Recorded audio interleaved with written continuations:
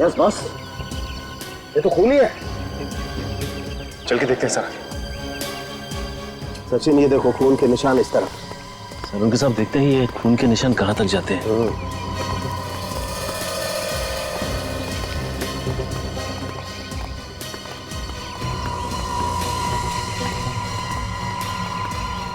अरे सामने तो गाड़ी खड़ी है। हाँ यार, ये खून के निशान गाड़ी तक जा रहे हैं। इसका मतलब गाड़ी में जरूर कुछ ना कुछ है। देखो कहाँ पर है निशान।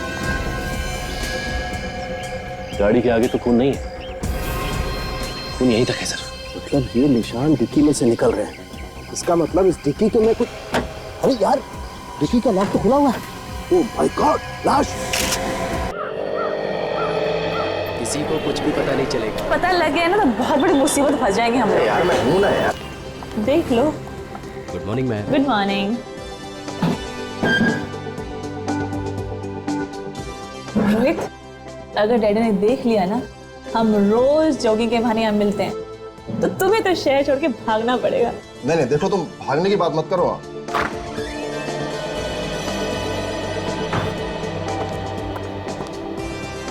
तो पानी वाली दिया सर, आपने ही तो कहा था जब तक मांगे ना पानी मत देना, देना तो मिनरल वाटर। जाके पानी दो।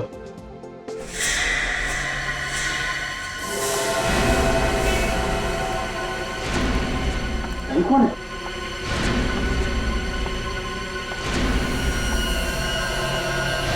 अरे क्या हुआ तुम्हें?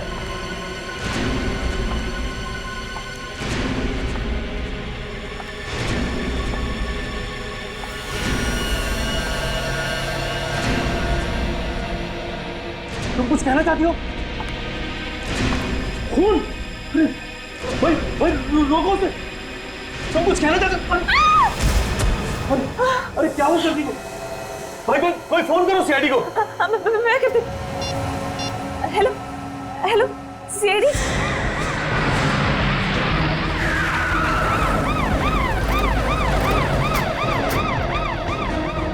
हटिए, चलो हटो हटो हटिए। आप लोग भी आइए बात प्लीज। आइए। हटिए चलो।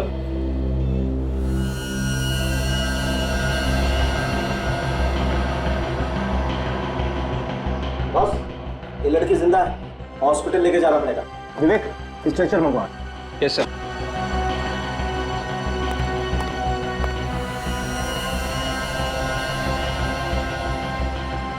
कौन है ये पता नहीं चल रहा है।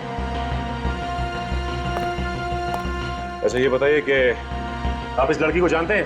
नहीं सर, हमने इसे पहले कभी नहीं देखा। इस लड़की को किसी ने मारने की कोशिश की है। सर हम लोग तो अंदर ही थे सर, जो भी हुआ भारी हुआ, और ये बाहर से अंदर सर इसी हालत में आई थी।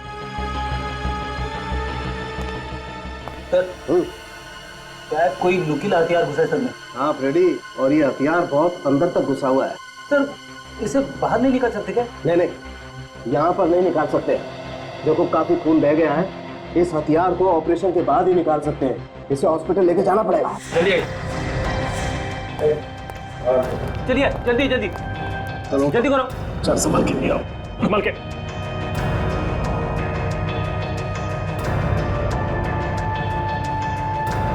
चलो ले जाओ, लेके जाओ। अरे चलो सचिन, मैं हॉस्पिटल लेके जाता हूँ। चलो।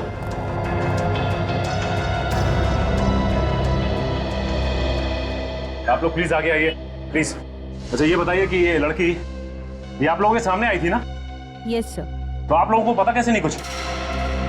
अरे कम से कम ये तो बताइए कोई था उस लड़की के साथ?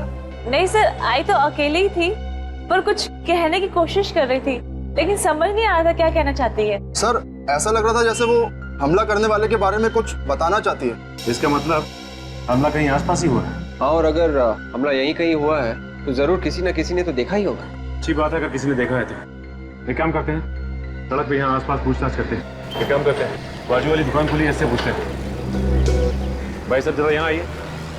कहिए। अच्छा ये बताइए कि यहाँ पे कुछ लोगों को एक लड़की पे हमला करते हुए देखा क्या? उसको मारने की कोशिश की किसी ने? लड़की पे हमला? नहीं, मैंने तो ऐसा कुछ नहीं देखा। मैं तो अभी अभी आया हूँ, अभी अभी दुकान खुली है। आप बाजू वाले से पूछिए, वो जल्दी आता है, शायद उसने देखा हो। ठीक है, थैंक यू। सुनिए। बोलिए। क्या चाहिए? एक छोटी सी जानकारी चाहिए। पूछिए। अच्छा ये बताइए कि यहाँ पे आसपास आपने कुछ लोगों को एक लड़की पे हमला करते हुए देखा क्या? उसकी जान लेने की कोशिश की है किसी ने? नहीं तो मैंने तो नहीं देखा। देखिए, उस लड़की पे हमला यहीं कहीं हुआ। यहीं पर हुआ है? तो मैंने कैसे नहीं देखा? वही तो हम पूछ रहे हैं, देखा कैसे नहीं? शायद सुबह आने से पहले हुआ हो, क्योंकि जब मैं आया था तब कोई शोर शराबा भी नहीं था। ठीक है, थैंक्स। बड़ी अजीब बात है, लड़की पे हमला हुआ और किसी ने देखा तक नहीं। पहले भी ऐसा हो चुका है। बिल्कुल ऐसे ही वार किया गया था सिर पे। उसमें भी मरने वाले के सिर पे नोकीली चीज से पीछे ही वार किया गया था। एक काम करता हूँ, मैं इस केस के बारे में एसीपी सर को इन्फॉर्म कर देता हूँ।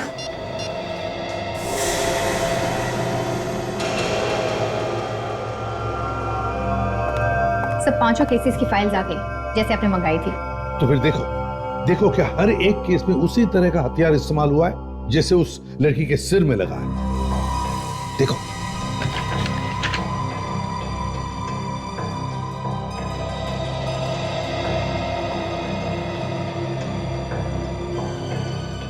हाँ सर, हथियार तो एकदम वैसा ही है जैसे बाकी के केस रिपोर्ट में दिखाया गया है। और सर पोस्टमार्टम की रिपोर्ट में लिखा है कि इन 5 के खून एक ही तरीके से किए गए हैं।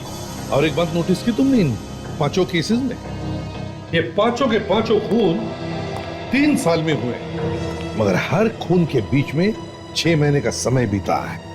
और सर रिपोर्ट्स में ये भी लिखा है कि 5 की लाशें मठ की किसी दलदल में पड़ी मिली। क्योंकि खूनी जानता है कि दलदल की जैसे कोई अच्छी जगह हो ही नहीं सकती अगर लाश को ठिकाने लगाना है तो। हाँ सर, मगर ये खूनी इस वक्त हो कहाँ सकता है? क्या पता विवेक, लेकिन है तो बड़ा चालाक, इसलिए उसने अपने पीछे कोई सबूत नहीं छोड़ा है। और जैसे उसे पता चला कि सीआईडी उसके पीछे पड़ी है, गायब हो गया। ऐसा लगता है वही खूनी फिर से आ गया शहर में। वही पता लगाना है दया कि क्या ये वही खूनी है या फिर कोई और है जो इसी तरह का हथियार इस्तेमाल कर रहा है खून करने में। ये जितने लोग मरे हैं, ये हरीश, सुरेश, रमन, दानिश और मदन, उन 5 की उम्र 25 और 30 साल के बीच में ही थी सर। तुम कहना चाहते हो कि खूनी सिर्फ जवान लोगों को अपना निशाना बना रहा है? हाँ सर, ये बात और एक बात सर। वो क्या? सर सीरियल किलर ने इन 5 का खून किया, 5 के 5 लड़के थे, लेकिन इस बार उसने एक लड़की को अपना शिकार क्यों बनाया? ये बात तो है, एक बार ये लड़की ठीक हो जाए ना तो सारे सवालों का जवाब मिल जाएगा। अब कैसे आ रहे थे इस लड़की के डॉक्टर साहब? अभी तक तो वैसे ही है विजय। डॉक्टर साहब अभी तक ये हथियार निकाला ना इसके सिर में से? नहीं, ऐसे तो ये लड़की मर जाएगी। नहीं दया, बल्कि जब तक ये हथियार इस लड़की के सर में है तब तक ये लड़की जिंदा तो है। अगर ये हथियार बाहर निकाल दिया तो बहुत कुछ भी हो सकता है। मतलब मौत? हाँ, बड़ा अजीब चक्कर है। हथियार अंदर है तो भी प्रॉब्लम है और निकाला तो मौत। देखो मैं बताता हूँ, ये हथियार इस लड़की की खोपड़ी में घुस गया और अगर इस हथियार का ये नुकीला वाला हिस्सा अगर इस लड़की की खोपड़ी में दिमाग तक घुस जाता तो बहुत इस लड़की का बचना मुश्किल था। और डॉक्टर साहब कोई और रास्ता तो होगा इस लड़की को बचाने का? नहीं दे, कोई तरीका नहीं, क्योंकि अगर हमने इस हथियार को जरा सा भी छेड़ा तो बॉस हो सकता है इस लड़की के दिमाग की नसों को नुकसान पहुंच जाए। फिर हो सकता है इस लड़की को पैरालिसिस हो जाए, हो सकता है इसको दिखाई देना बंद हो जाए, इसका बोलना बंद हो जाए, कुछ भी।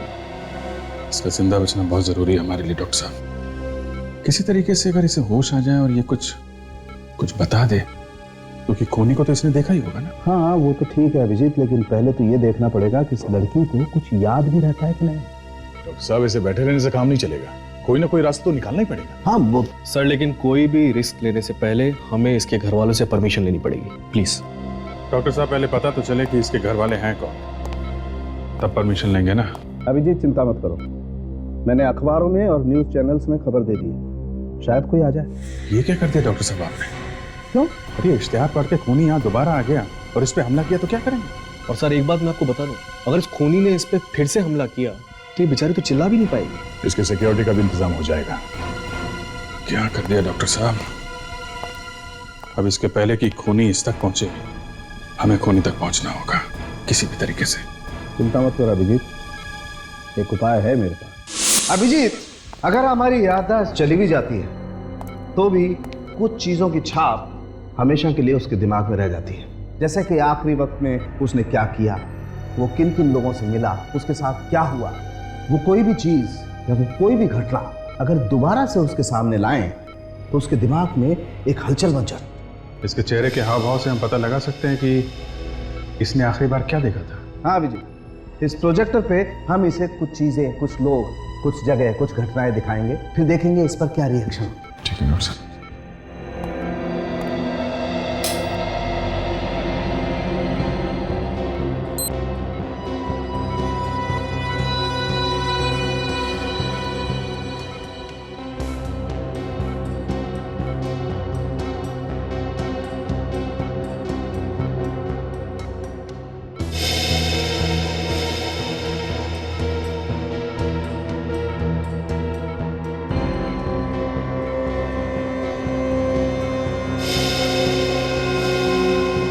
डॉक्टर साहब इसे कुछ क्रिमिनल्स की फोटो दिखाते हैं, खूनी की। शायद उसे देख के कुछ हलचल हो।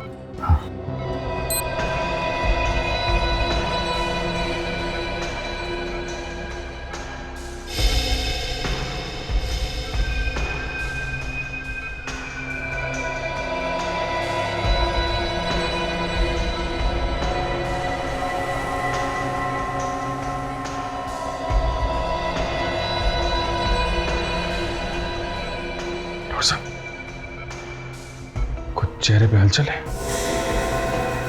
एक्सप्रेशन चेंज हुए इसके। वो पिछली वाली फोटो फिर से लगाइए।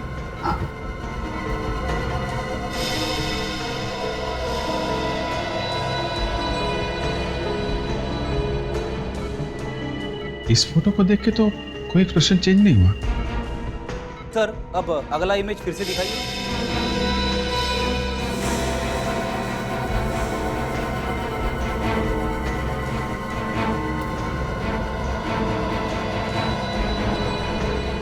रिएक्ट कर रही है, ये चक्कर क्या है? मैं समझ गया अभिजीत। देखो, इस लड़की ने उस बिल्डिंग पर रिएक्ट किया जहां पर सूरज की रोशनी सीधी बिल्डिंग पे पड़ती है।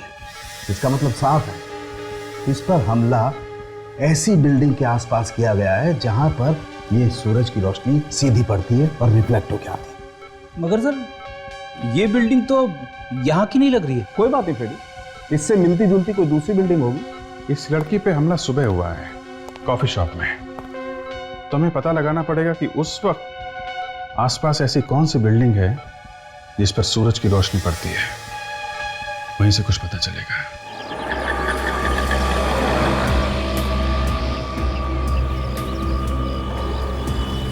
सर लगता है इन बिल्डिंग में से ही कोई बिल्डिंग होगी सर। हाँ लगता तो ऐसे ही। चलो चेक करते हैं बॉस, इससे पहले कि टाइम निकल जाए, चेक कर लेते हैं।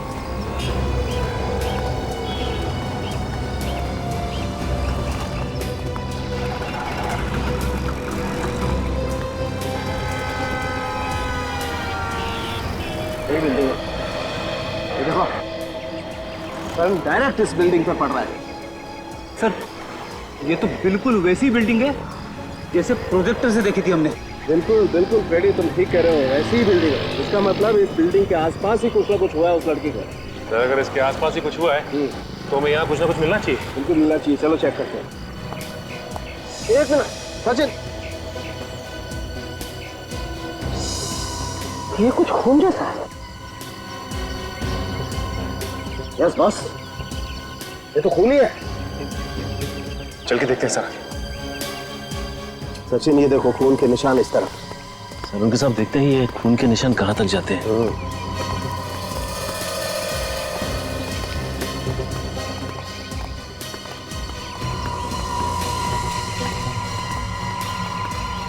अरे सामने तो गाड़ी खड़ी है। हाँ यार, ये खून के निशान गाड़ी तक जा रहे हैं। इसका मतलब गाड़ी में जरूर कुछ ना कुछ है। देखो कहाँ कहाँ पर है निशान। गाड़ी के आगे तो खून नहीं है, खून यहीं तक है सर। मतलब ये निशान डिक्की में से निकल रहे हैं। इसका मतलब इस डिक्की के में कुछ, अरे यार डिक्की का लॉक तो खुला हुआ है। ओह माय गॉड, लाश। जरा निकालो।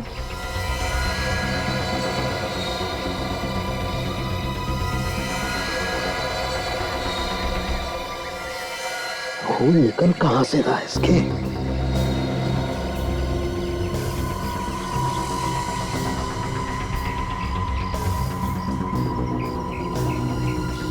ये देखो बॉस, यहाँ सर पर है ये चोट का निशान, और ये भी उसी हथियार से मारा गया है जिस हथियार से वो लड़की मारी गई है। नुकीला हथियार, घाव काफी गहरा है बॉस।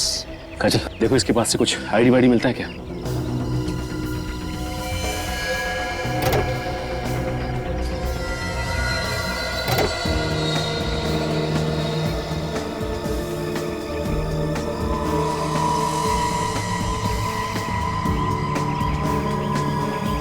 है कुछ? नहीं, कुछ भी नहीं मिला। सर, कार की पिछली सीट पे खून लगा है।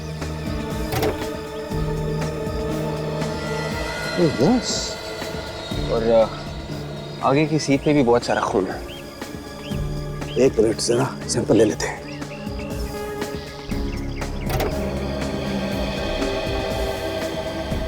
गाड़ी में तो चारों तरफ खून ही खून है। इसका मतलब यह है कि इस लड़की पे हमला इस गाड़ी के अंदर ही हुआ है।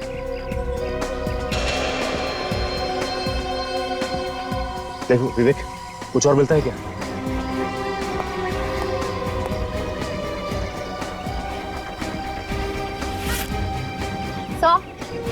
एक पर्स भी मिला है। क्या? एक लाइसेंस मिला है, निशा के नाम पे है। तो कहीं वही लड़की तो नहीं जो हॉस्पिटल में है?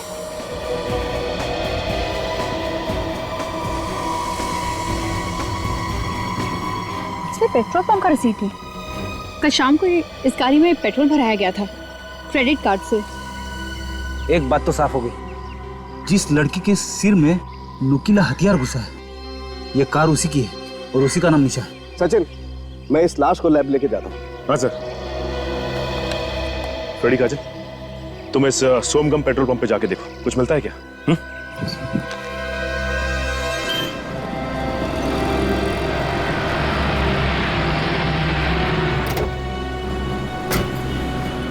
अरे सुनो, ये लड़की यहाँ पे आई थी क्या पेट्रोल भरवाने? आप लोग सर? हम लोग सीआईडी से। हाँ सर, आई थी, कल शाम को आई थी।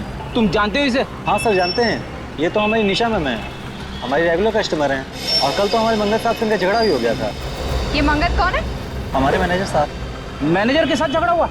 किस बात पे? ये तो पता नहीं साहब किस बात पे, लेकिन हाँ बात बहुत बढ़ गई थी साहब। अच्छा, बुलाओ जरा तुम्हारे इस मंगत को। सर वो तो आज आए नहीं। क्यों, कहाँ गए? सर झगड़े के बाद जब निशा मैडम यहाँ से गई तो वो भी पीछे पीछे चले गए, और उसके बाद अभी तक नहीं आए वो। सर मुझे तो लगता है ये मंगत ही है जिसने निशा पे हमला किया। नहीं नहीं मैम, ऐसा क्यों करेंगे वो? मंगत साहब और निशा मैम तो आपस में दोस्त हैं। निशा और मंगत दोस्त है? हाँ सर, उस दिन जब मैम यहाँ से गई तो पीछे पीछे सर भी गए, तो हमने सोचा वो मनाने गए होंगे, लेकिन जाते जाते निशा मैम बोल रही थी कि तुम मुझे ऐसे नहीं छोड़ सकते। तो हमें इस मंगत से मिलना होगा। इस मंगत का एड्रेस दो। आराम नगर में रहते हैं सर, 2/26 में।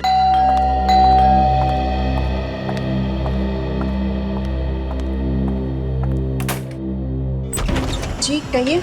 मंगत कहाँ है? आप ऐसे घर में कैसे घुसे? आप लोग हैं कौन? हम लोग सीआईडी से। सीआईडी मेरे घर में? जी हाँ, सीआईडी आपके घर में। ये बताइए कि आप हैं कौन? मैं नीरू, मंगत की पत्नी। आपके पति मंगत ने निशा का खून करने की कोशिश की है। What? खून? जी हाँ। कौन निशा? मेरे पति ऐसा नहीं कर सकते। मगर उन्होंने ऐसा किया है। वो लड़की निशा हॉस्पिटल में जिंदगी और मौत के बीच में झूल रही है। ये बताइए कि आपका पति मंगत है कहाँ इस वक्त? जी मुझे नहीं मालूम, वो पता नहीं अचानक से कहाँ चले गए। पता नहीं कहाँ चले गए? मतलब? अचानक से गायब हो गए। कब से गायब है? परसों रात से। परसों रात से? वो परसों रात से गायब है और आपने उन्हें ढूंढने की कोशिश नहीं की? पुलिस में कोई कंप्लेन नहीं लिखवाई आपने? देखिए, परसों रात को जब मैं ऑफिस से घर आई तो मैंने देखा वो घर पर नहीं। मैंने उन्हें फोन किया पर उनका फोन बंद आ रहा था। मैंने सोचा किसी जरूरी काम से शहर से बाहर गए होंगे, वापस आ जाएंगे। विवेक, रेडी? घर की अच्छी तरह से तलाशी। देखो ये मंगत कहाँ छिपा बैठा है। वैसे कितने बजे आई थी आप ऑफिस से? जी करीबन रात को 12 बजे। अच्छा ये बताइए कि आप काम क्या करती हैं? जी TPS कॉल सेंटर में काम करती हूँ। सर यहाँ पे आइए। क्या हुआ? ये देखो खून। खून? एक मिनट हटा के देखना और खून है क्या?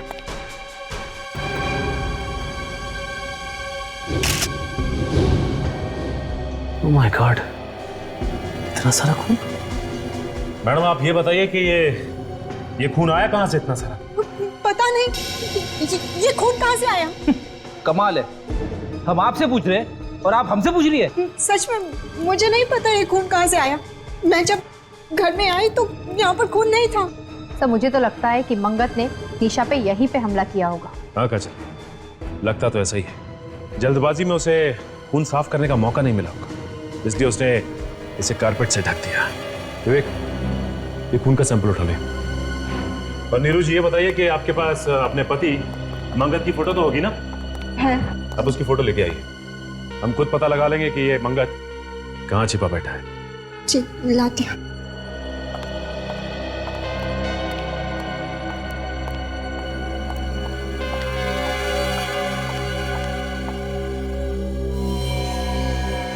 इस मंगत की फोटो को हर पुलिस स्टेशन, हर अखबार और हर न्यूज चैनल में दे दो। कोई ना कोई तो हमें इसके बारे में जरूर बताएगा। पर मैडम आपको अगर कुछ पता चले हमें जरूर बताइएगा।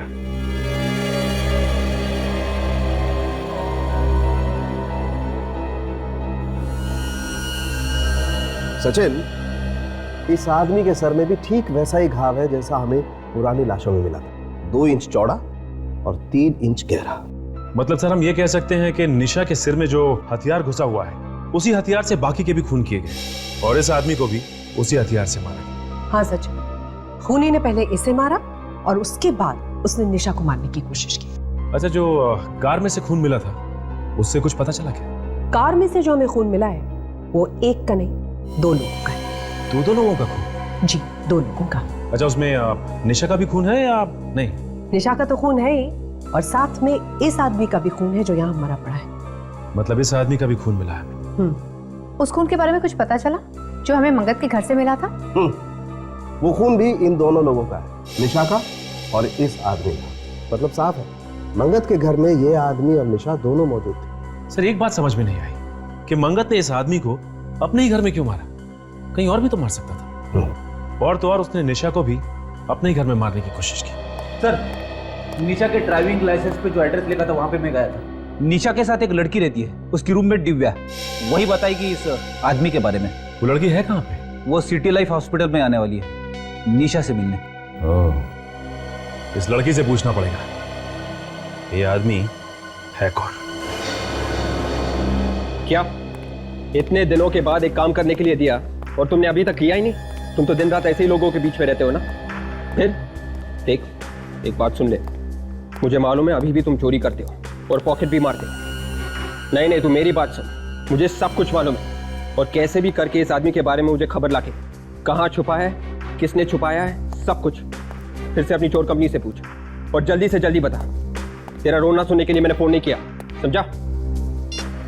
सर, जिस चोर से उम्मीद थी उसने भी हाथ खड़े कर दिए। इसका एक ही मतलब है विवेक, ये मंगत किसी की मदद नहीं ले रहा है छुपने के लिए, छुपने का इंतजाम खुद कर रहा है।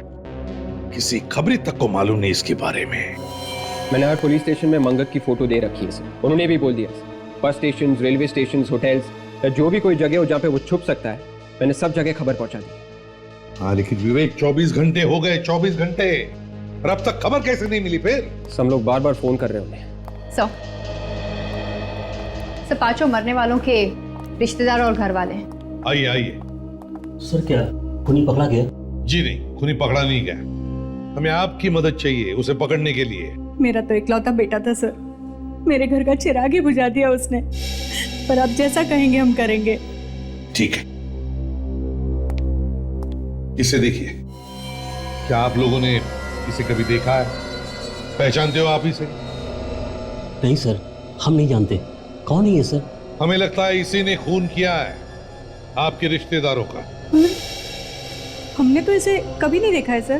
पहले कभी नहीं देखा? नहीं सर, अच्छा एक बात बताओ, क्या आप लोग एक दूसरे को जानते हैं? आप लोगों का कोई रिश्ता संबंध है? हम लोग आज पहली बार मिले हैं। चलो ठीक है, कोई बात नहीं, मगर हाँ अगर जरूरत पड़े तो हम आपको बुला लेंगे। जाइए। बड़ी अजीब बात है, ये लोग एक दूसरे को जानते तक नहीं, ना कोई रिश्ता संबंध है, ना इन लोगों ने मंगत को भी देखा है, फिर भी इनके रिश्तेदारों का ही खून क्यों हुआ? और हो सकता है खूनी ने खून करने के बाद अपना नाम और हुलिया वगैरह बदल दिया हो सकता है। एक बात पर गौर किया तुम लोगों ने इस केस में? वो क्या सब? और देखो, जो 5 लाशें हमें मर के दलदल में मिली है, वो पांचों के 5 लोग शहर में अलग अलग जगहों पर रहते थे। दहीसर, विरार, बोरीवली, मलाड, गोरेगांव, और ये पांचों के 5 लोगों की लाश मिली हमें यहां पर मर के दलदल में। और वो जो 6ठी लाश है जो हमें निशा के गाड़ी के डिक्की में से मिली, वो मिली शहर के बिल्कुल दूसरे कोने में, सायन। सर कहीं ऐसा तो नहीं कि जब खूनी लाश को ले जा रहा था तो अचानक निशा को होश आ गया, वो चिल्लाने लगी और खूनी डर के मारे कार को वहीं छोड़कर भाग गया हो? नहीं काजल, मुझे नहीं लगता। मुझे तो लगता है कि जो लाश हमें निशा के गाड़ी में से मिली उसका खूनी कोई और ही है। ये खूनी एक तरफ और इन 5 लोगों का खून करने वाला दूसरी तरफ। वो कैसे सर? वो ऐसे विवेक कि अगर ये 5 खून करने वाले खूनी ने ये 6ठा खून भी किया होता तो वो जो लाश हमें निशा के गाड़ी में शहर के दूसरे कोने में मिली है, वो लाश वहां पर नहीं होती बल्कि वहां मर के दलदल में फेंक देता। मगर ऐसा नहीं हुआ। इस मंगत के बीवी से जाकर फिर से मिलना होगा। निशा की गाड़ी की डिक्की में जो लाश मिली थी उसकी फोटो दिखाते हैं। हाँ, देखते क्या रिस्पॉन्स रहती है।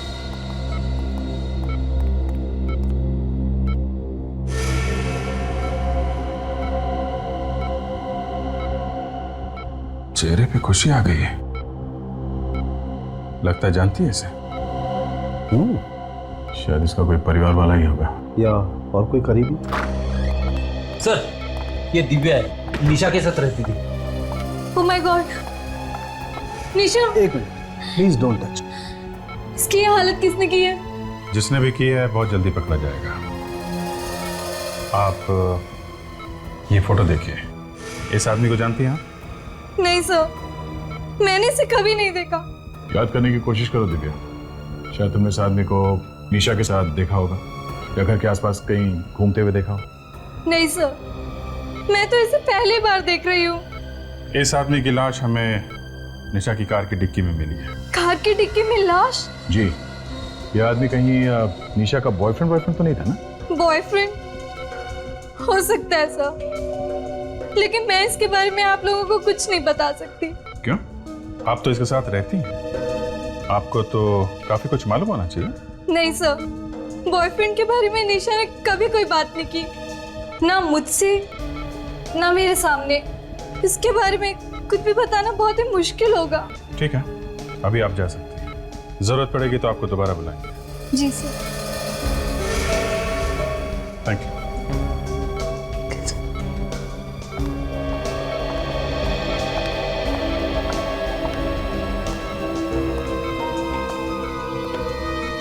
लगता है ये लड़की कुछ छुपा रही है।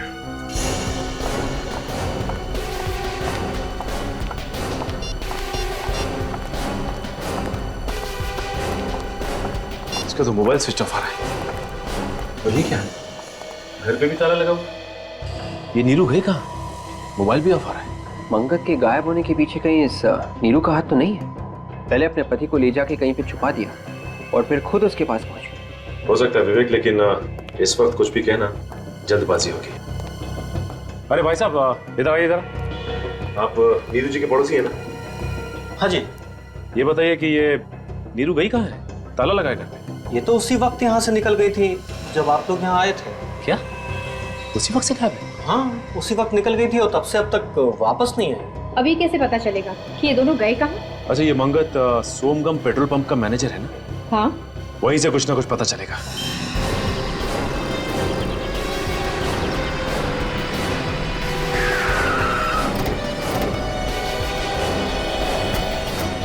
क्या हुआ है यहाँ पे?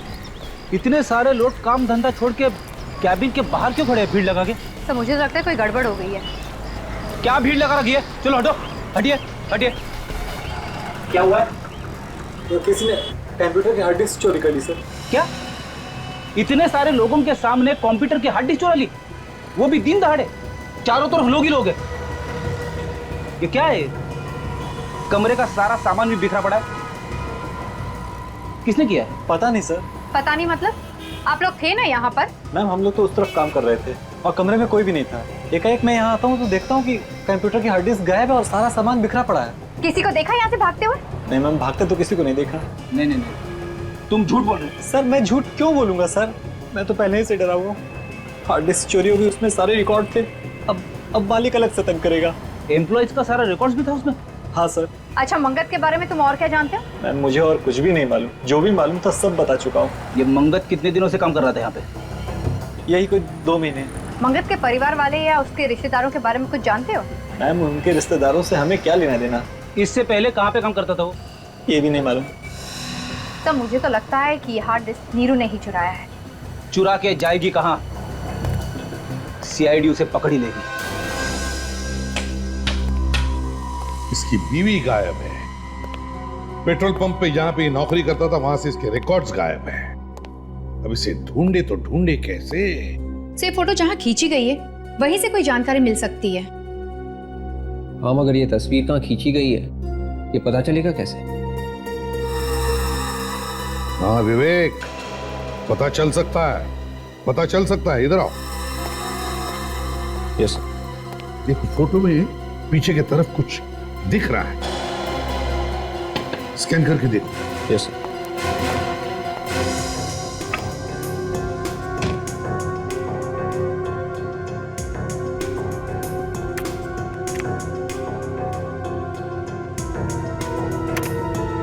सर ये देखो विवेक, इस आदमी के पीछे देखो, है ना, एक लाइट रखी गई है, वैसी लाइट जैसे एक फोटो स्टूडियो में रखी होती है फोटो खींचते वक्त। हाँ सर। लगता है ये फोटो किसी फोटो स्टूडियो में खींचा गया है। लगता तो वही है। और जरा जूम करो इसमें।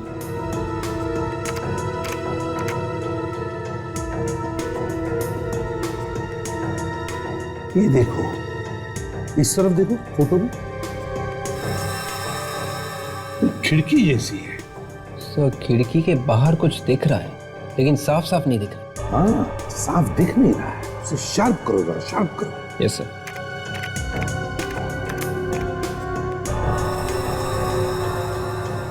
हाँ हाँ,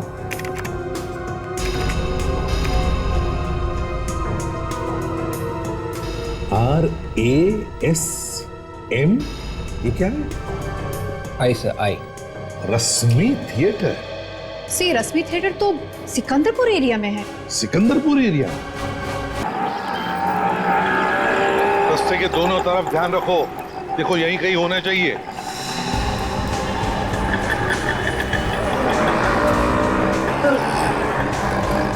यहाँ तो रश्मि थिएटर दिख रहा है सर। इसका मतलब इसके अपोजिट फोटो स्टूडियो होना चाहिए। कहीं वो तो नहीं है सर? अरे वाह फ्रेडी, तुम्हारी आंखें तो बिल्कुल ठीक ठाक हो गई। अरे सर, मेरी आंखें कब खराब थी? चलो देखते हैं।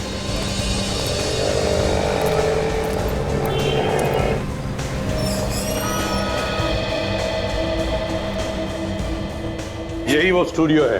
हाँ सर, ये वही स्टूडियो है जिसे आप ढूंढ रहे हैं। हमारे किसी कस्टमर ने भेजा हुआ आपको। जी नहीं। इसे पहचानते हो आप? मेरे ख्याल से ये फोटो यहीं पे आप ही के स्टूडियो में खींची गई है। हाँ सर, ये फोटो मैंने खींची थी ऊपर वाले माले पर। ये मेरे चाचा का लड़का रोहित है। क्या कहा इसका नाम? रोहित? ये रोहित कैसे हो सकता है? ये तो मंगत है। अरे सर, भाई मेरा है सर, मैं नहीं पहचानूंगा सर। सर हुआ क्या है ये तो बताइए। हम लोग सीआईडी से हैं। 2 खून किए हैं आपके इस भाई ने, समझे? 2 खून? हाँ, 2 खून चाहिए हमें वो। सर ये तो आपको नहीं मिल पाएगा सर। बकवास बंद करो और बताओ कहाँ पर है ये। सर ये तो 2 साल पहले मर चुका है। ये 2 साल पहले मर चुका है? हाँ सर। तो फिर नीरू ने इसे मंगत बताकर हमें ये फोटो क्यों दिया? नीरू भाभी ने आपको फोटो दिया है? क्या नीरू आपकी भाभी है? हाँ सर, वो मेरी भाभी है। और मंगत ये है सर। ये मंगत है? हाँ सर। सर ये तो वही आदमी है जिसकी लाश हमें निशा की गाड़ी के डिक्की में से मिली थी। वही तो। नीरू ने हमसे झूठ क्यों बोला? नीरू ने हमसे झूठ क्यों बोला? कहीं नीरू का कोई संबंध तो नहीं? इन दोनों खून में? एक बात बताओ, इन दोनों पति पत्नी के बीच में, मेरा मतलब है मंगत और नीरू के बीच में संबंध कैसे थे? सर रोज तीसरे दिन लड़ाइयाँ होती थी आपस में। अब भी कुछ दिन पहले गया था, किसी लड़की के चक्कर में तलाक वलाक की बातें हो रही थी। किसी लड़की के चक्कर में? सर कहीं वो लड़की निशा ही तो नहीं है? वो पेट्रोल पंप वाला भी ऐसा ही कुछ बता रहा था ना? बिल्कुल सही है, बिल्कुल सही। अब सब कुछ समझ में आ रहा है। पेट्रोल पंप से निकलने के बाद मंगत जब निशा को मनाने के लिए अपने घर ले गया, वहां पर नीरू ने उन दोनों को देख लिया और गुस्से में आकर उसने उन दोनों का खून कर दिया। फिर इन दोनों की लाश ठिकाने लगाने के लिए उसने गाड़ी में लाशें रखी और वो निकल पड़ी। बीच रास्ते में निशा को होश आ गया, वो चिल्लाने लगी। जैसे वो चिल्लाने लगी, नीरू डर गई और गाड़ी छोड़कर वहां से भाग गई। अब निशा जिंदा है ये नीरू को पता है और इसीलिए वो निशा का खून करने की कोशिश करेगी। एक काम करो, ये 5 लोग जो मरे हैं, इनके रिश्तेदारों से जाकर मिलो और उन्हें नीरू और निशा के फोटोग्राफ दिखाओ और पूछो क्या उनमें से कोई भी इन दोनों को जानता है क्या?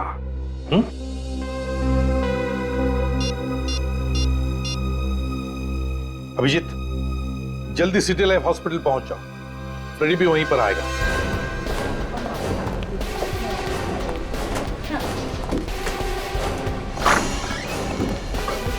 अरे क्या हुआ अभिजीत, अचानक हॉस्पिटल में? यहाँ की खबर तो मैंने दी थी ना तुम्हें। डॉक्टर साहब, जितने भी खून हो रहे हैं उन सबके पीछे नीरू का हाथ है। उसी ने इसके ऊपर हमला किया था और फिर से हमला करने की कोशिश करेगी वो।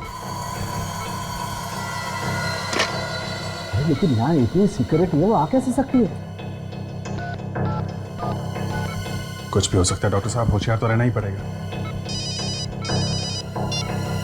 हेलो, सीनियर इंस्पेक्टर अभिजीत है। सर मेरी बात ध्यान से सुनिए, इस हॉस्पिटल में किसी ने बॉम्ब रखा है। व्हाट? आप कौन बोल रही हैं? सर उससे आपको क्या लेना देना है? पहले आप उस मासूम जिंदगी को बचाओ। हेलो, आप बोल कौन रही है बताइए। हेलो हेलो, क्या हुआ क्या? डॉक्टर साहब, एक लड़की का फोन था, उसने बोला है कि इस हॉस्पिटल में उसने एक बॉम्ब रख दिया है। इसके पहले लोगों को पता चले और यहाँ पे पैनिक हो, हमें उसे ढूंढना पड़ेगा। बिल्कुल। अजय, तुम ये रखो और इसका ध्यान रखना।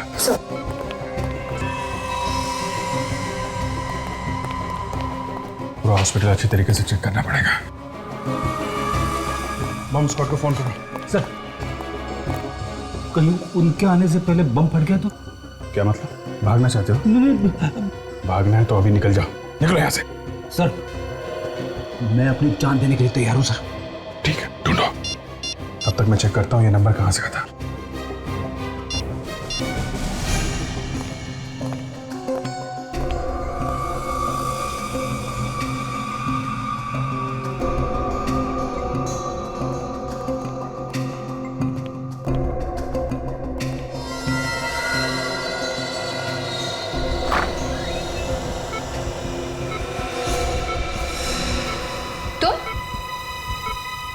तुम यहाँ क्या कर रही हो? हट मेरे रास्ते से।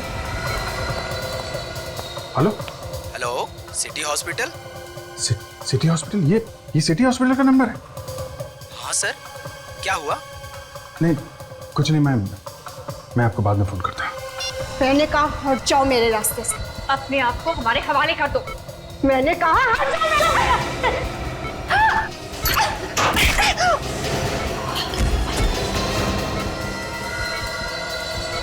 इसका मतलब नीरू यहीं पे है। आज मैं तुझे नहीं छोड़ूंगी। तूने मेरे से मेरा सुहाग छीना है। क्या हुआ? सर वो बॉम्ब की बात नकली थी, नीरू यहीं पे है, इसकी जान को खतरा है। आज मैं तुझे नहीं छोड़ूंगी। नीरू, तुम्हारा खेल खत्म हो गया। इसने मेरे पति मंगत का खून किया है, मैं इसे नहीं छोड़ूंगी।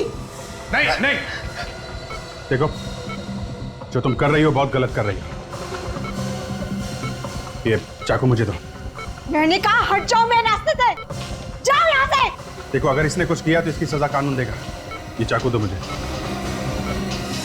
नहीं दूंगी, कहा ना। चाकू।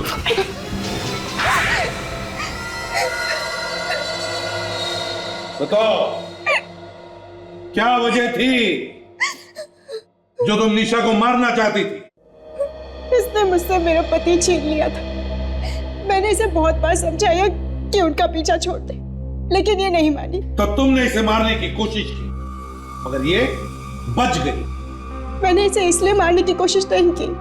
मैंने अपने पति को धमकी दी थी कि उसे हम दोनों में से किसी एक को चुनना हो, और वो मेरे साथ रहना चाहते थे। फिर उस रात जब मैं ऑफिस से घर वापस लौट रही थी तो मैंने देखा कि निशा ने मेरे पति मंगत का खून कर दिया था, और ये उनकी लाश कार में डालकर ले जा रही थी, और इसके हाथ में वो नुकीला हथियार भी था। अपने पति को मरा हुआ देख के तुमसे रहा नहीं गया, और फिर उसी नुकीले हथियार से तुमने निशा को खून करने की कोशिश की। हाँ। निशा पर हमला करने के बाद मैं डर गई थी। मुझे समझ में नहीं आ रहा था कि मैंने ये सब क्यों किया। फिर क्या किया तुमने? मैं दोनों को उसी कार में डालकर ले जा रही थी कहीं दूर फेंकने के लिए, लेकिन रास्ते में निशा उठ गई और मुझे लगा कि ये चिल्ला देगी और मैं पकड़ी जाऊंगी, इसलिए मैंने गाड़ी वहीं छोड़ दी और मैं भाग गई। तो मंगत का खून निशा ने इसलिए किया क्योंकि मंगत इसे छोड़ने वाला था, है ना? हाँ। सर, आपने जिस कनेक्शन के बारे में पता करने के लिए कहा था, निशा और उन मरे हुए 5 लोगों के बीच कनेक्शन मिला? हाँ सर, आपका शक बिल्कुल सही निकला सर। निशा को वो सब लोग जानते हैं सर। उनके परिवार वालों ने यह भी कहा है कि निशा का उन सब के साथ अफेयर चल रहा था, और जैसे ही निशा ने उन सब के साथ संबंध तोड़ा, उसके कुछ ही दिनों बाद उन सब का खून हो गया। तो निशा ही वो सीरियल किलर है जिसकी हमें तलाश थी। 6 खून किए इस निशा ने। मगर नीरू, तुम माना कि निशा ने तुम्हारे पति का खून किया, लेकिन इसका मतलब यह नहीं कि तुम कानून को अपने हाथ में लो। पुलिस की मदद ले सकती थी तुम, लेकिन तुमने नहीं ली। अब इस गुनाह की सजा भी मिलेगी तुम्हें, शायद जिंदगी भर जेल।